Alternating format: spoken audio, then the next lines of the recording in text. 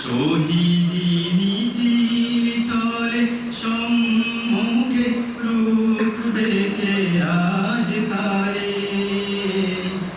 দুঃখ কি আর তাদের থাকতে পারে দুঃখ কি আর তাদের থাকতে পারে আল্লাহকে যারা বেসেছে ভালো দুঃখ কি আর তাদের থাকতে পারে হতাশা কি আর তাদের থাকতে পারে।